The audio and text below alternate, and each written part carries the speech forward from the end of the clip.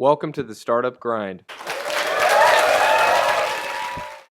All right, so without further ado, I'd like to welcome to our stage Cydni, who has started multiple startups, and she most recently is working as the CEO of 3DplusMe, and it's an awesome startup, so let's welcome her to the Startup Grind stage.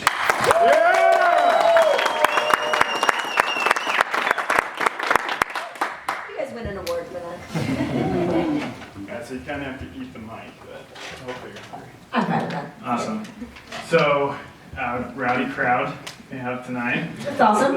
And so what I like to hear is a little bit of where you came from and kind of what laid the foundation for your career. So take us back to, when you were young or whatever helped, get you, into your career and doing what you do. Okay, I'll give you the short version. So I've always had a passion on the technology side. And so when I was headed into college, I ended up in an engineering track, and I actually switched over to computer science. But I had an opportunity very, very early on, even from the first moment I was in college, to always work in the technology industry. So I got lots of exposure being a software tester, running an IT group on the distribution center, and just doing all of that while I was actually in college. So I graduated from BYU with a computer science degree, but I also knew coming out of school that I didn't actually want to program, I just wanted the degree. And so I just wanted the foundation to have all of that tech foundation so that I could think about products and I could think about all of the different avenues that you could take with that. So when I was coming out of, and when I was graduating, I actually had no idea what I wanted to do. There's two things. I balanced my computer science degree by minoring in dance. So I could be one of 3 women in computer science, or like all women and like 3 men in my dance classes. But I needed that balance inside of my. That's right, 2 extremes inside of there. And as I was in my senior year, I decided I wanted to go to grad school, but I didn't actually know what I wanted to do. So I took the GRE and I took the GMAT and I applied to a bunch of grad schools. And then I also decided I should interview for a lot of jobs. So I did about 100 job interviews through the career placement, because anyone will interview a female in computer science. That's Part of the truth. And so I decided that I didn't actually know what career I wanted, so I did a ton of job interviews, and I flew all over the country, and I looked at all sorts of opportunities.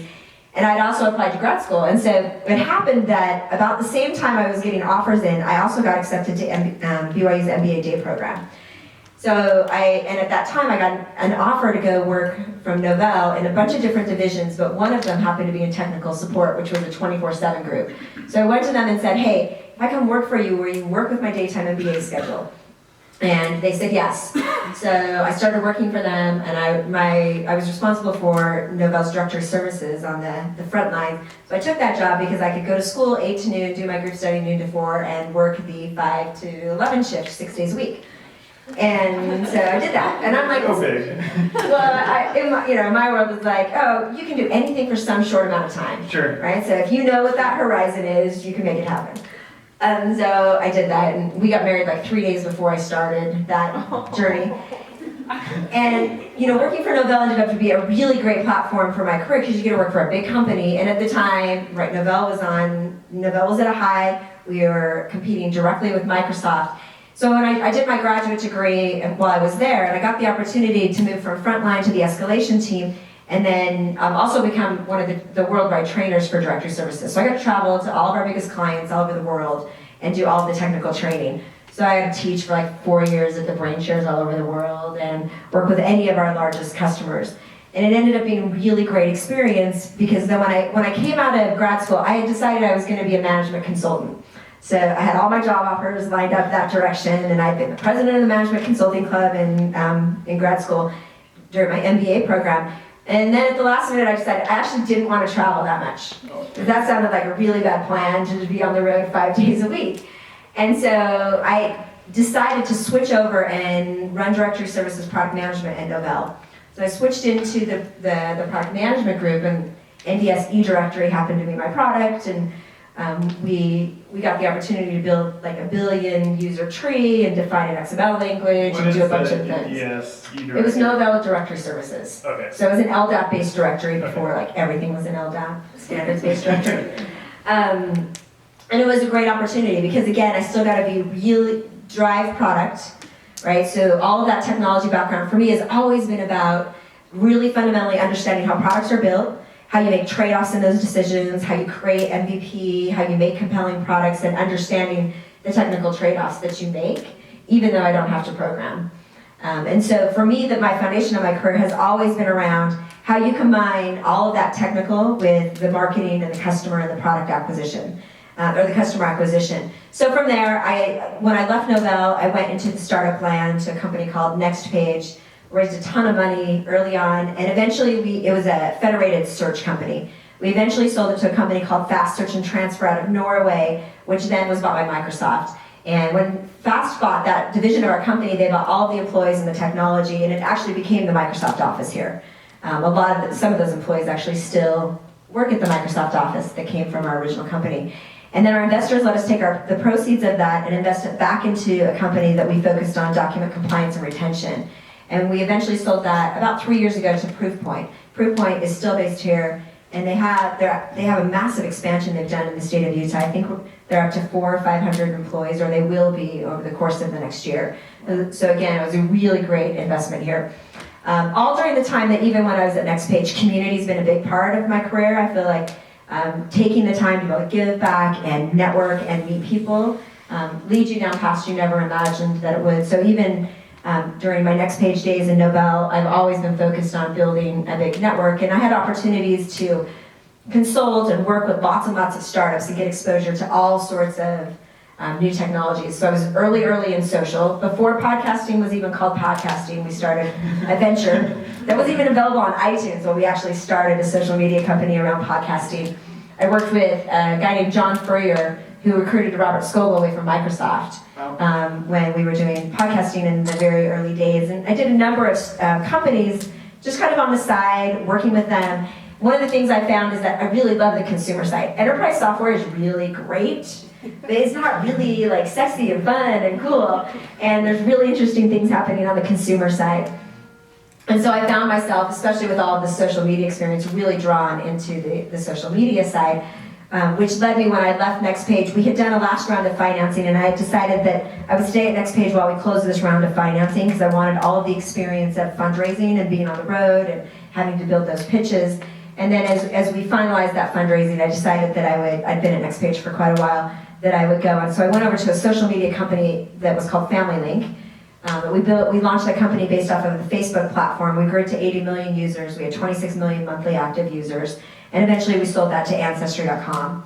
And then from there, as I was coming off of that one of my colleagues that I'd worked with at NextPage for a number of years, his name's Tom No, he had gone to head up Disney Research.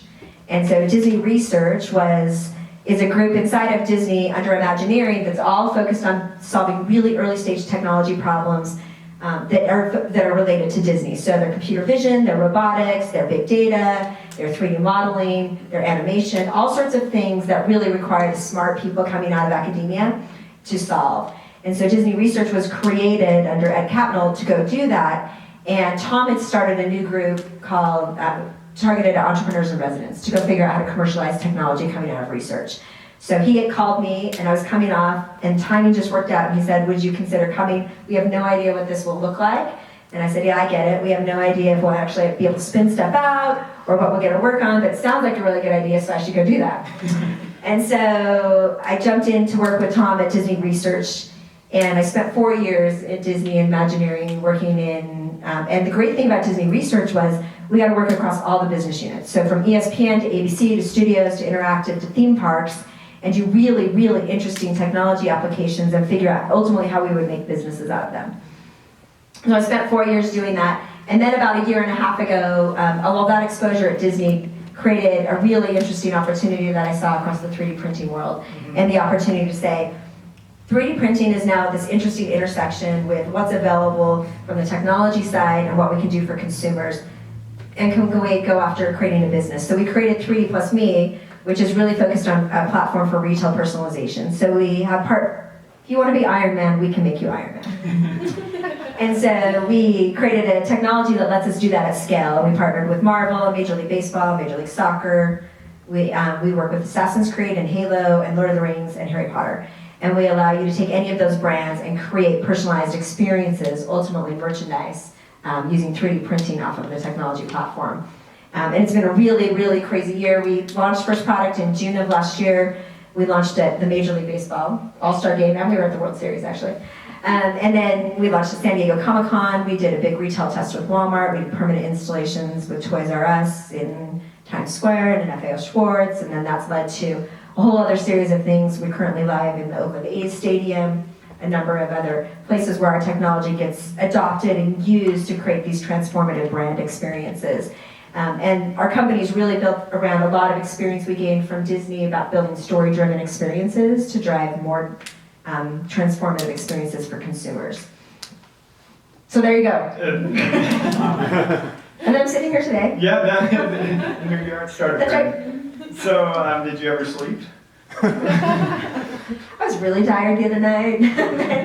a little bit. Okay, We tried. I mean, you just blew through like so much. Like, I mean, I'm blown away with what you, like, the experiences you've had and what you've been able to accomplish. It is absolutely amazing. So, what would you say, like, what keeps you up at night? What makes you tick?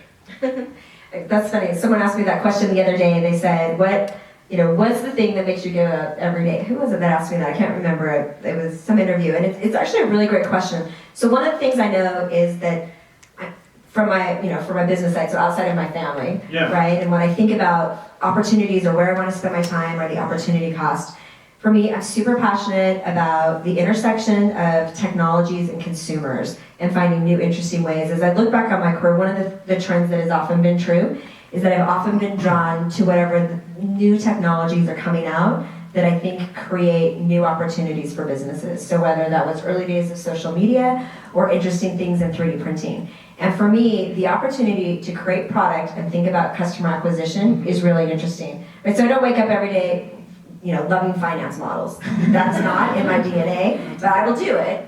But I love thinking about, how could you make a new product, and how do you think about first customer acquisition and then sustaining user acquisition, and then how you bring users back into that experience and actually build something based on that.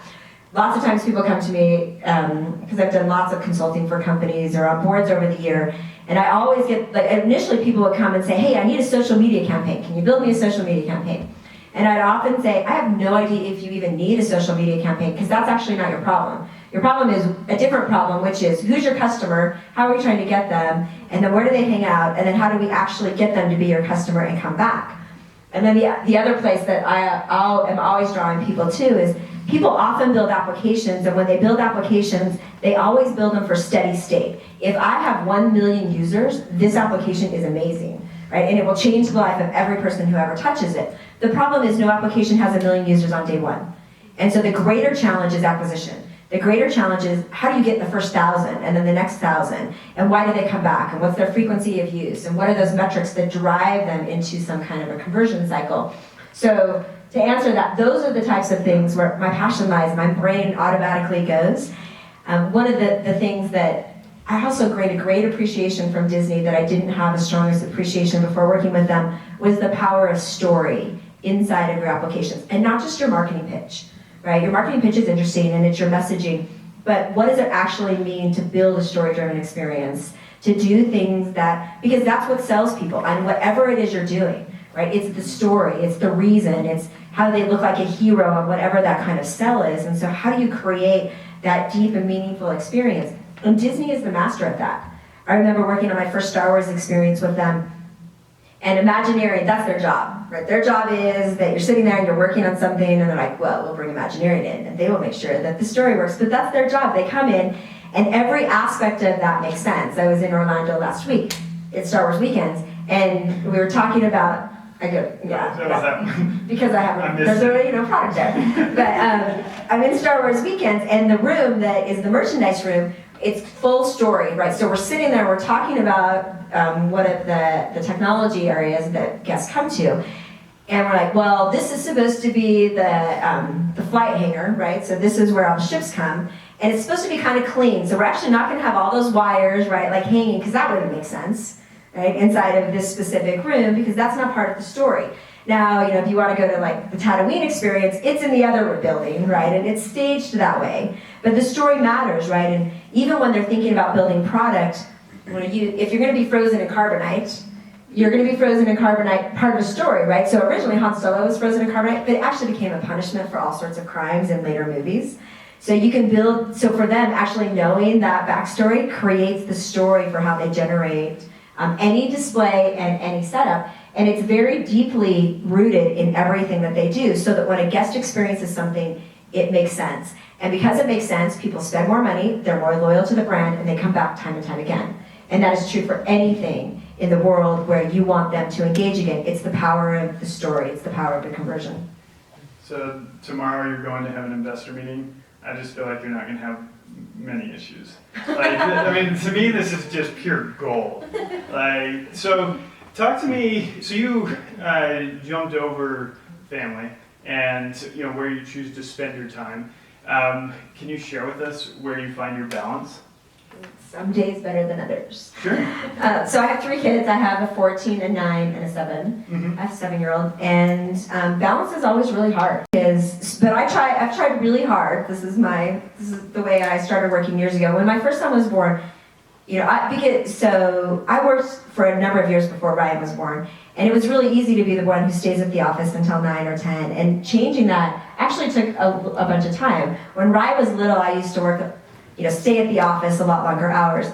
But nowadays, I kind of have this policy where I really do try to leave the office around 5 or 6, so that I can be home at the key hours when my kids are awake, when we need to do homework, because when they go to sleep, they don't actually care if I work, right? And the great thing about technology is you can work from wherever you're at.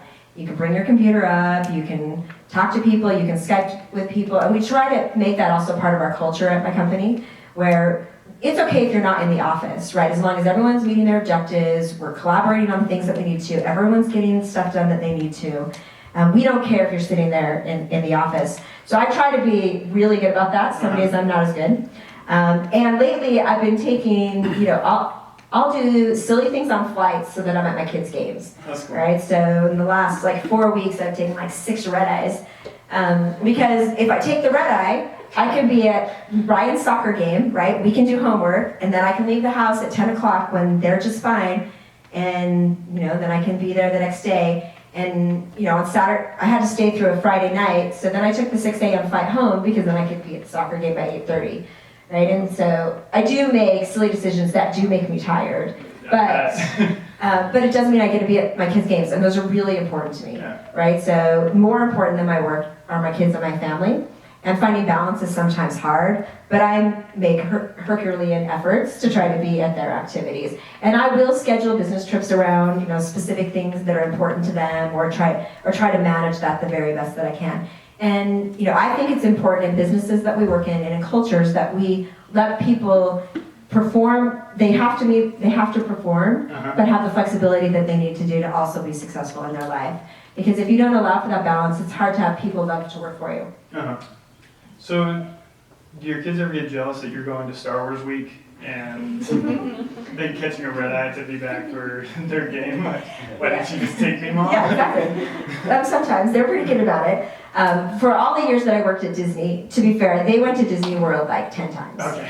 And we did one trip where we went to Disney World and then took a flight to Disneyland because I had a product launching there, and then came home. So they're totally fine. Okay. We launched 3 products on a cruise line, so we went on the Disney cruises. So they got lots of opportunities to go there. And to be fair, I would actually coordinate my Disney trips to help my family. So if it was spring break and I had to go, I knew I was having to go, I would schedule that over spring break so my family could go down with me. When I travel, I try to only be gone at the max 2 nights. Okay. So that I can minimize the impact to my family. Because it's hard on them, right? Homework gets done less if I'm not there, right? All of those things that, that the kids are expecting me to do, or that are looking to me to do. So I try to minimize it as much as possible. It's not always perfect, and they're really good about it. We have an open conversation at our house around, okay, I have to leave, what do we have to get done? They all have phones, and they can all text me, and we can FaceTime, and get all that stuff done. That's really cool. So as you look back on your career, can you think of, like overarching lesson that you have seen repeated at the different businesses that you've come into? With different, so I might give you the wrong answer, but I'll give you my answer related to. I'll tell you if it's wrong. Okay, perfect. That'd be great. You can tell me if it's wrong. I'll give you themes that I think are really important in building my career. Please do. All right, so that's the answer I'm giving you. Yeah. There's a couple of things. One of them, I believe very heavily in networking and building really great networks of people way before you need them, and just for the intent of helping other people. And I've always felt that way. And sometimes I have more time than others to help other people. About 8 years ago, we started the Women Tech Council. We have about 4,000 people in our community, but its pure intent was we want to create visibility, networking, mentoring, and opportunities for women in technology. We want to create a community to do that. And even before that, for me, like, it takes time to show up here, right? It takes time out of your day, right? You have families at home, you have other obligations. And so, but for me, finding those ones that work, where you get value and the opportunity to give back, is really important. Because those networks of people, you never know when you're going to connect with them again. You never know what you're going to learn from them again. And you never know when they can help you or you can help them. And I try to be really good about when people ask me for help, at least spending a little bit of time to help them, or if I'm too crazy busy, being able to say no. But I'm a huge believer in networking and spending the time to do it. Reid Hoffman wrote a book called The Startup of You, and he talks specifically about the fact that you own your career. And if you think about it, by the fact that you're working for a company and you might work for them for 20 years, it's very unlikely, right? Most likely your career is full of lots of steps that you couldn't predict and that you didn't know. And being in a place to be able to have a network that can help you, that you've built, that feels like they will contribute to your success, I think is really, really important. And I will say through those community programs, I've met more great people in spending that time and have great relationships with people I would never have met before. My Women Tech Council experience is one of those. The women who sit on our executive board, and we have about 40% men and 60% women on the advisory board, they're people I would never have crossed paths with, ever. Right? There's a handful of women in any technology company. You don't cross paths with them. So the opportunity to meet them, it's a great thing. They're great. They become great friends of mine. We've been able to help each other through all sorts of interesting challenges as we've had our careers or with family and other things. And you get that benefit. They add value to you and you get to add value to them. So for me, networking and building those networks is super important. I also live by the philosophy of not shutting your own doors. That's what I call it. So for me, someone will always tell you no, right? Someone's always going to block you. There's always going to be barriers and a million things. But quite often people decide to build their own barriers before someone else deters them. They build the entire story why something won't happen, right? What's most likely to happen? They're going to say no. Oh, it takes all this effort. I have no idea what the path is. Well, what if this happens and this might happen? And so you stop yourself from potentially finding success or finding another path of success before you even know the outcome. So even back in my college days, I took the GRE, I took the GMAT, I applied to a bunch of grad schools, I did a bunch of job interviews, and not because I had any idea what I was going to do. A bunch of those companies were going to turn me down, right? I wasn't going to get into all the schools that I wanted, but they were going to tell me no. I didn't have to filter them out ahead of time. And by doing so, it leads to other opportunities. And so I try to be really open on that. And then the other thing I firmly believe in is creative problem solving. And so I believe that the most successful people in the world are those who can take any situation given them, and even if they get frustrated, figure out how to leave that down and then solve the problem, and solve it for the benefit of everyone. Things are not going to go like you expect. They're going to blow up. You're going to have problems. No path is easy. And so the people who can solve that better than anyone else are the most successful. The people who say, I'm not going to blame other people. I get that someone made a mistake. I get that we can fix it. There's always a solution. There is always a solution to a problem. And the best leaders and the best people are those who can look at that and say, okay, I'm going to remove emotion from the situation. I'm going to go solve it. I'm going to make something happen. And I really, really believe in that principle across everything. Because that is, people are drawn to that also, right? You're looking for people to surround yourself that make you successful and that are willing to lift you up in those scenarios, and they're not the people who are yelling or blaming. Last year at the Women Tech Awards, we had Liz Weissman come, and she wrote the book Multipliers, and Rookie Smarts is her latest book. And Liz talks about this all the time, right? Where you're looking for the communities of people around you who multiply and amplify your skills and your success and don't have qualities that diminish your contribution. And I really believe in that. You want to be surrounded by great people, and you want the people that have the skills that help you become successful. So are there any general approaches that you use to try and be that type of person in your organizations? So let's see, some really tactical ones. So one of the ones I learned really early on, there's two of them actually I'll mention.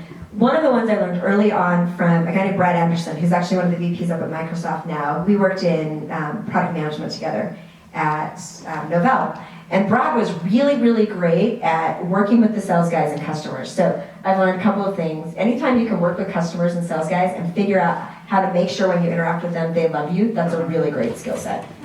And another one I've learned, and I learned it early on too, is you're gonna have all sorts of opportunities for people to make you mad and for them to be wrong and you to be right, and you get to decide how you act. Now, I had one situation early on at Next Page, and there was a sales rep, and I can't even remember why she got mad at me. She laid into me, right, about something that had blown up, and it was all my fault, right? She CC'd every exec in the company, and, right, that's what we're going after. And so I looked at that email, and I was livid. It was not my fault, right, for whatever reason this was happening, and I had a choice at that time. I could either write a really mean email back, right, and start that fight, or I could decide to take a different approach, right, and the different approach of, okay, you know, she's emotional about that. I don't have to engage with that. We can go based on the facts and we can solve it. And that is my fundamental approach to those. So if I get mad at someone, I write the email and I'll never send it. Right? Sometimes you just have to because you're really mad. You have to delete the twos in case you accidentally hit send. That's the rule. Because sometimes, right, you're just so frustrated. But you know, one of the things you never want to do is send those emails because it's not worth it. Right? Email travels, no one has context, right? And it's better to be the person who solves the problem than the person who just adds to that. So I try really hard to be one of those people that removes emotion from it. Right? I don't manage by emotion, you have to manage by fact, and you have to be, you know, very specific about that. And I also really believe that if you have a problem with someone, you're way better going and addressing them immediately and fast than letting those things happen. That's awesome. So if I'm an emotional entrepreneur, which I'm not, and I get pretty passionate about things, so you write the email, you don't send it off, is there anything else? So you always have to respond, right? Okay, so acknowledge. You have to respond, and you have to just manage by the facts, right? So the way you remove emotion is by things everyone can agree on, right? So let's say a mistake happened, right, and you have to acknowledge it. You should acknowledge it. Right, you should say, do you know what, XYZ happened, you're totally right, we should have done it differently.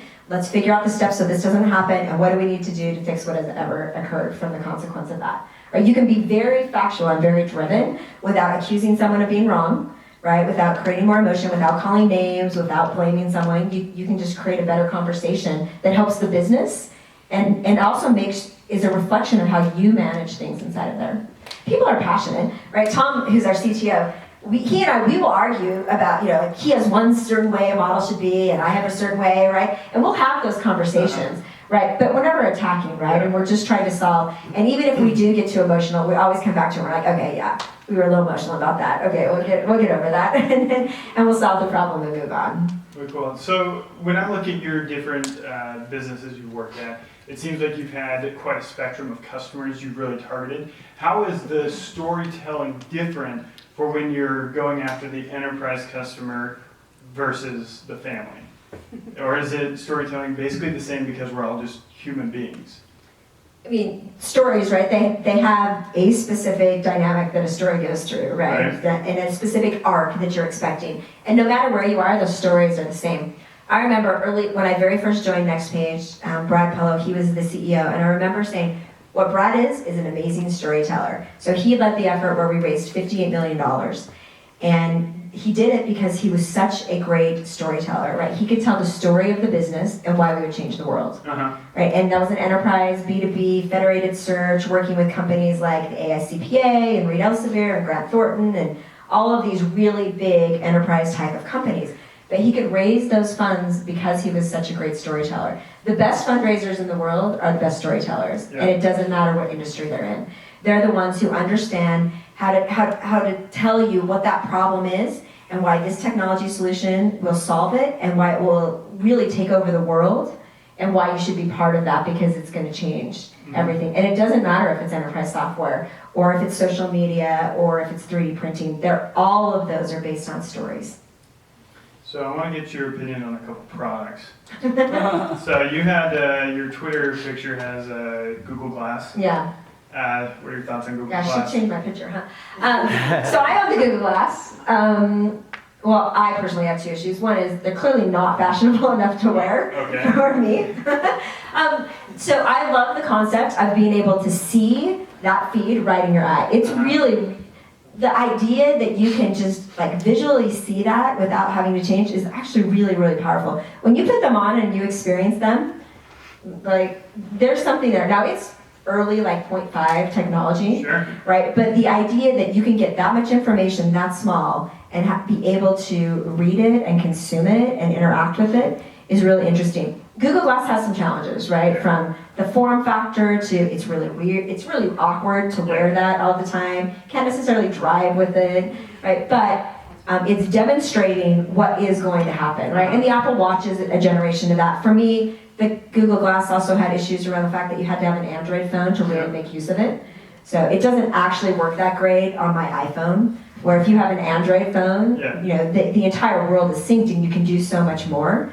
But it's pretty cool to be able to imagine how, yep, you're just wearing this glass and you're taking photos and you're capturing video and your Twitter feed is going up and you know, you're seeing your email messages. And when you wear them, if you actually feel like you could wear them all the time, it's interesting. And that technology is just early, right? Its killer apps are coming. Right. So now talk to me about Microsoft HoloLens and maybe even how you see that impacting your current industry. And Oculus Rift, all of those kind of ideas. Google Cardboard. That's right. Right on the leading edge. I mean, at the end of the day, what's so cool about, so our worlds are going to just be completely transformed, right? 3D printing is in the same vein, right? 10 years from now, you're all going to have 3D printer appliances in your home, and you're going to make all sorts of stuff. And they're going to be very specific. You might have one for your garage, you might have one inside of your kitchen, right? We're going to live in the Jetsons worlds, right? That is absolutely going to be true, because you have, but any technology requires compelling applications, right? And it requires compelling applications that users don't have to know they need it, but once they find it, they have to know they need it often, right? The trick in the consumer world is frequency of use, right? So, or such an amazing experience, like you might spend $300 on a blender with imagining you might use it every day, and then you use it like once a month, right? But in general, when consumers spend money on applications, they're looking for things with frequency of use. And so that's how all those applications have to adapt. Things that create friction for users, they abandon. Sure. Right, so, or that make you sick when you learn those things. Right, but the friction is the thing that will create their lack of adoption. It's the exact same thing that Google Glass ran into, right? It's too hard, right? It interrupts too much of my easy pattern to solving my everyday problem. And those problems get solved over time. And everything to get adoption requires one killer app that everyone needs. And then when you find that killer app and that killer form factor, they explode. So talk to me, so you have, almost a niche within a niche, 3D printing, but specifically like personalized, now I can be a superhero. Where are you going next? Like what's the next natural step for you? Is it to do more characters with Disney or with, additional brands, or are you gonna try and, make it so I can print my Cocoa Puffs in the morning? What direction do you take? You can print sugar today. So when we look at the business, we think that one of the most interesting things that we're building is the largest repository of 3D face scans.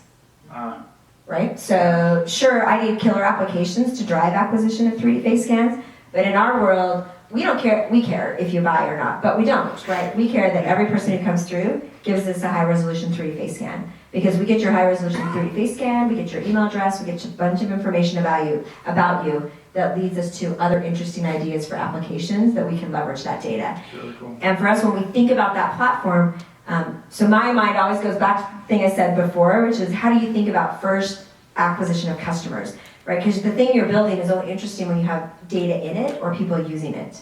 So when we thought about the technology that we were building, we wanted to think about how do we get face scans in there, right? If we wait for just mobile acquisition, it's going to be a long time, right? So can we use brands and retailers to help drive this repository of information so that we're building it, we're figuring out the problems related to that, we're scaling it, we're figuring out all sorts of interesting other acquisition paths so that we become the place that holds that information. And we can make you a product or we can put you into a game, but we also, because we have a 3D face scan, know the dimensions of your face, right? We know the shape of your face. We know all sorts of other interesting things about you that lead us to other opportunities over time. So will you send me an email when you make me a molded Microsoft Hollow? Exactly.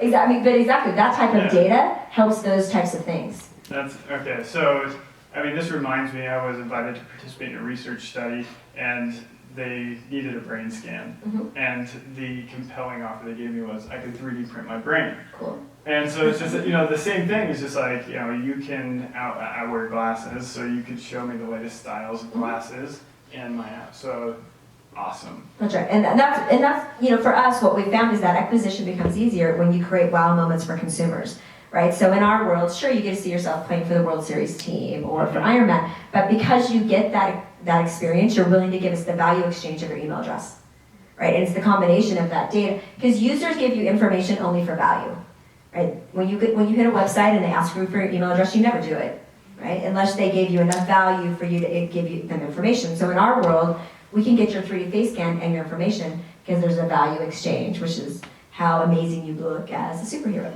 You're going to put me in a video game, aren't you?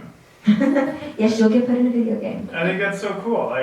Anyways, we are going to live in the Jetsons world. It's true. Thanks to Cydni. That's right. Thanks to technology.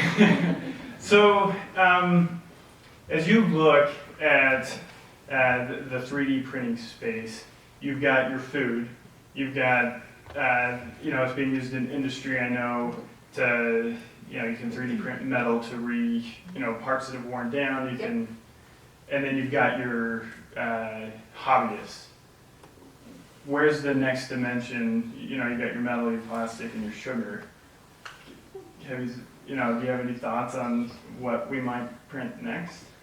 So the coolest thing about 3D printing is that literally is anything you can imagine, right? People are working to figure out. And that's what I love about 3D printing. Huge innovation in medical, right? So whether we figure out how to print, cells or kidneys or all sorts of, actually if you look online today, right, there's people who have deformities of the face who have new parts from that. There was a guy that I met who ran a project called Project Daniel, and he went to the Sudan where all of these kids had lost all their arms, right, because of all of the wars and all of the bombs over there. And so they took in literally a MakerBot printer and a Microsoft laptop, and he went down and they educated all of these nurses and they started making arms. So child prosthetics are very expensive because children grow, and especially in countries like that where people can't afford them. And so they decided that 3D printing could be the mechanism to actually create these, and they could educate the community in order to keep making 3D printed. Because 3D printed plastic is actually a fairly cheap material. There are more expensive materials, metals and resins and the gypsum, which are very expensive, but the plastics, the ABSs and the PLAs, are fairly inexpensive. So they took this down, and literally Daniel, who's the kid that they follow, they literally make him arms. So he lost both of his arms. He hasn't been able to feed himself in 2 years.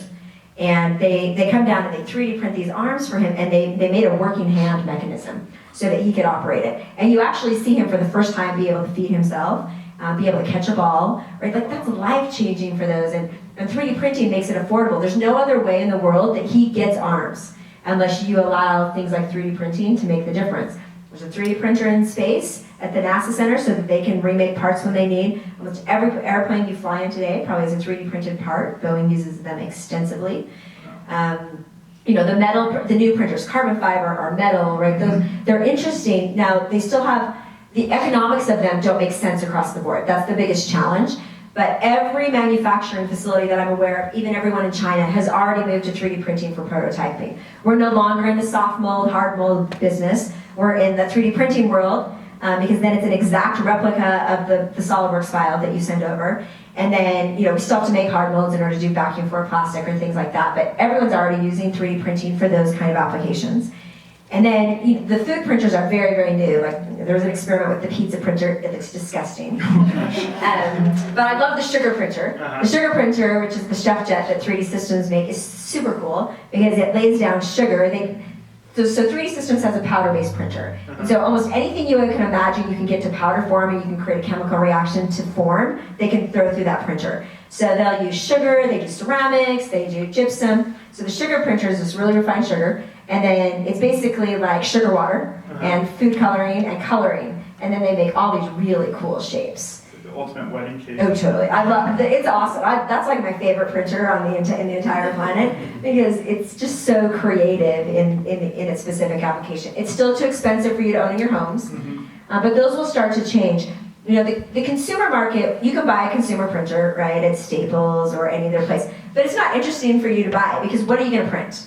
You can only print so many teacups. I know, I have a printer. Right? So you have to have something that's interesting enough and compelling that you wake up and you're like, oh yeah, once a week, just like my blender, I need to make this and I can make it here at my house. That application doesn't exist for you as a consumer yet. Home Depot has applications where, hey, you need a custom bolt, you can order that, you can send the file online, you can go pick it up in a store. That starts getting more interesting. Right? And it's applications like that that create more compelling interest because you have a specific need to fix something specifically. But owning that printer yet doesn't make sense. But as the technology matures, you'll see the appliance market take off for the consumers, and you'll find killer apps where you need it in your home. We're just not there yet. That will come. And so even in our consumer, like we work in the consumer world, but we use the really expensive printer. Our printer is a $75,000 printer that prints those parts. You're not going to own that in your home, but using it is really interesting because its quality is so great. Have you seen the 3D printed Barbie armor? Did you see that? I didn't see that There one. was a Kickstarter campaign that was done with Barbie armor that this guy designed. It's an old friend of mine that I grew up with. It Oh, was that's cool. hilarious, and it went all over the web. It was ongoing, and everything else, and he's doing some really cool stuff. What material did they use? He's just using plastic, and he prints stuff, and you can buy a fully printed kit. He also did a chariot for your cat. I mean, it's just hilarious. Because he was Just kind of all these creative he's like things. 3D printing and cats. That should work. But he just keeps getting picked up by all these different. Because he's doing creative applications. Creative and nuts. He makes these hilarious videos that show like Barbie fighting off a dinosaur. It's Oh, that's really- awesome. Yeah. It enables this whole other layer of creativity. We do this STEM event with UVU every year. This year we had 1,000 high school girls come down to a SheTech Explore event. We bring our 3D printed pens. Right, and they're just pens. I call them glue guns on steroids. But they're super creative and empowering for those kids. Right, all of a sudden they hold something in their hand that they can create stuff in 3D. Right, and they don't. What's interesting is if you give that pen to an adult, they will draw in 2D. Right, so they'll be like, yes, let me draw my name, and then I draw the star, right, and this heart, because you all think in 2D. But when you put that in the hand of a child, they create 3D. They immediately go like, oh, I can build this tower, and I can like build this animal who has legs, because they are more creative, and they're going to grow up. My son's junior high, they have CNC milling machines, they have laser cutters, they have 3D printers, right? They will grow up knowing that's the norm, right? And because of that, they'll change the world because they'll become so creative in the applications of that technology. Because you can do super creative things with that. And every retailer on the planet is trying to figure out 3D printing and how it changes their business. There's not one retailer I'm aware of that isn't doing some initiative on 3D printing and trying to figure it out. That's really cool. So I'm going to ask one last question, and then we'll actually turn it over to you if you have your own questions. So as you look at what's next with 3D printing, is your focus going to continue to be solely in this space? So we're going to continue to focus on how do we get all this interesting data, right? And what are the applications that drive the acquisition of that, and then allow us to create interesting business models out of that. Okay. We get to work with a bunch of cool brands, right? And those brands are all trying to figure out interesting things. Literally, actually, Jason and I were just talking about that our problem isn't how many deals are coming. Our problem is actually fulfilling all of those deals, because everyone's trying to figure this out. And one of the niches we've found, back to my storytelling, is that because we've become a culture focused on how do you tell the story with the brands, when they come to us, we can both educate them on, hey, you can do this with 3D printing, but you wouldn't really do this. Like, I would never recommend to Mattel that you 3D print Barbie. It's going to hit you in Uncanny Valley. It's going to look really weird. It's just not going to take an application that makes sense. So when they think about 3D printing, it's all about an application that allows the user to still become part of their story. right? And it still extends the conversation that they're having with the brand. And so our success has been driven by story. And it's been driven by the fact that we take the story that the brand's trying to create, make you part of it, and then figure out how to make it successful. That's what drives our acquisition. And I think that's really core to who we are. And those stories take all sorts of forms. Sometimes we don't do things with faces. We do things that also allow you to create a personalized experience for that brand. But we found brands are really interesting ways to drive acquisition. Because the top 20 brands in the world, they drive all the revenue for all the merchandise, right? So if you think about Star Wars, I think the stat is something like Star Wars will drive like $18 billion of merchandise sales this fall with The Force Awakening. It's a ridiculous amount. That movie will crush, whether it should or not, it will crush. None of us have seen it, right? We saw like this trailer with the robot and the horizon and Han Solo. But it doesn't matter, right? It will just crush every one of those. And because of that, the merchandise will be really, really, crazy. And so you get that story will drive that. You got Star Wars, you've got Avengers, you've got the Disney Princess line that is amazingly successful. And then you end up with another tier of the DC Comic guys and Hello Kitty and the Nickelodeon brands, but those top brands, they drive so much commerce. And those big companies figured out that story drives their sales. And the more I make you loyal to the brand, the more I make you as Captain America, the more you come back, right? So you can buy your Under Armour Captain America shirt, or you can buy anything else you want. Awesome. Let's give it up for Cydni.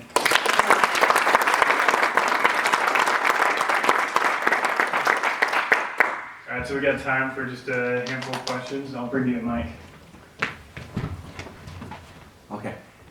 3D printing's been a big passion of mine. And the fact that when I started my career in 1996, I wanted to get into my career, and so I started following the smartest people in internet marketing. I started reading the newsletters. I started following the industrial magazine stories and just getting involved with it. Now, how would I get involved with who's the futuristic pioneer leading the charge? Who can you learn the most from? Is there a certain magazine industry in 3D printing? In 3D printing, I'm really interested. So I totally consider 3D printing still a very nascent market, right? You know how when you go, it's a nascent market when you go to industry events, right? And like the show floor is really tiny, right? And like you see the same people at every show that you go to. That's when you know you're in early stage markets. But the market's starting to mature. So as a couple of data points I'll give you, 3D printing was invented out of MIT 20 plus years ago. But about in February of 2011, The Economist had a front cover that said, "Print me a Stradivarius." It was really the first time consumers got exposure to 3D printing. 3 years ago, that I asked any of you about 3D printing, chances are you wouldn't have known, right? So it's only been in the last few years that it's become, which means all the information is very early. There's three companies that lead the charge in creating the world of 3D printing. 3D Systems, they're actually an investor in us, Stratasys, and X1. And those companies produce by far the most information. And then there's about 5 trade shows and industry magazines that put information out there. I actually just set a Google alert on 3D printing and of all of those companies so that every day my feed is full of what's happening, is the latest trends. Like Disney, a couple of weeks ago, did a press release around when they've been working on 3D printing material, which is really interesting. So I find that because it's so new, there's not one person leading the charge because those companies all have different materials. So what you're really looking for is what's happening. And so much of 3D printing still comes out of academia. It's not actually ready for production level. HP has a new printer that will come next year that I think will be pretty transformative. It won't hit us till late 2016. Right, so the best thing to do in this market is watch all of those players, and by watching them, you figure out the other industries that are doing things. I'm unaware of one leader, one of the co-founders of 3D Systems is a guy named Chuck Hall. He's really well known in the 3D industry, but in today's world, there's so much happening, right? Those academic guys, they're brilliant, right? They're thinking about materials in healthcare, they're thinking about carbon fiber, they're thinking about food.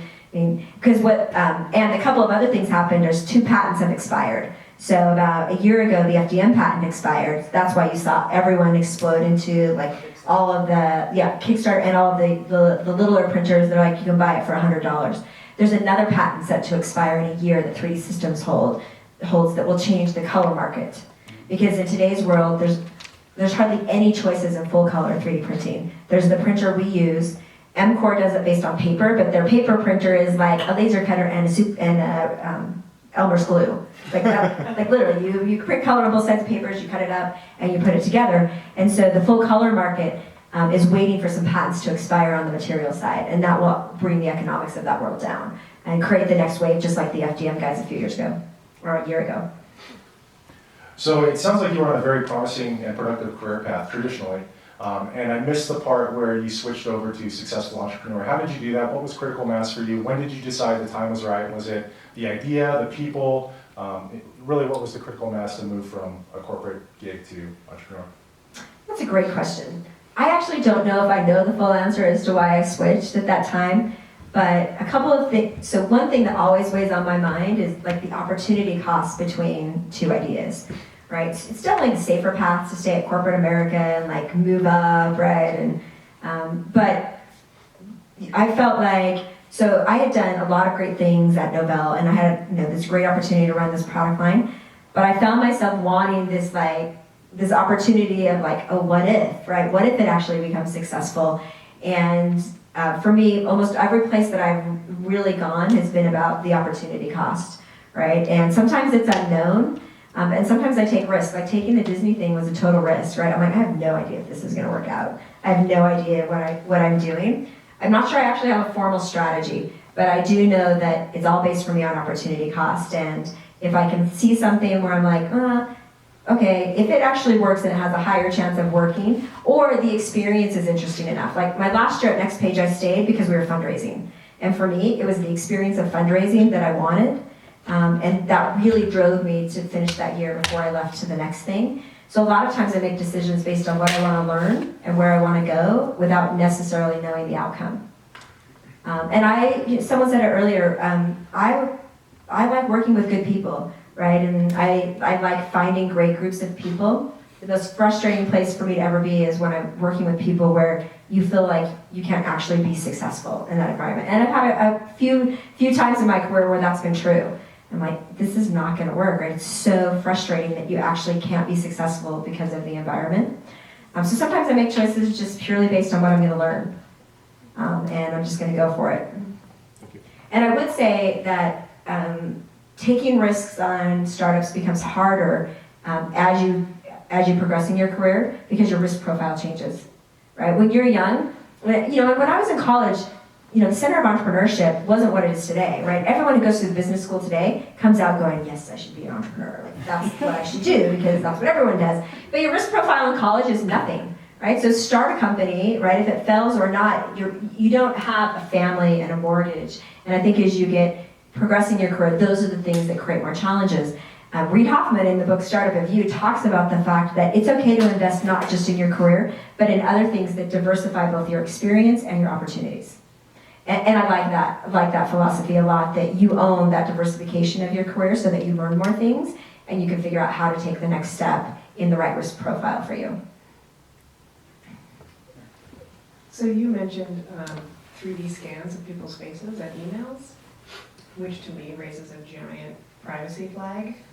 And in today's world, there are a number of startup ideas that I've had, and then as I think through it, and I think about the NSA, and I think about the information that can be gathered, and people laugh, but I used to work at Microsoft, and a friend of mine used to have the NSA in his office every week getting the backdoor to SSL, and my brother worked for AT&T at home, and there was a giant splitter right there, and he used to watch guys come in and take out giant banks, which are probably stored here in Bluffdale now.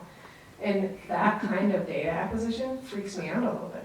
Like, I would be the user that would get to your thing that would say, scan your face, give me your email, and I would go back up and walk out.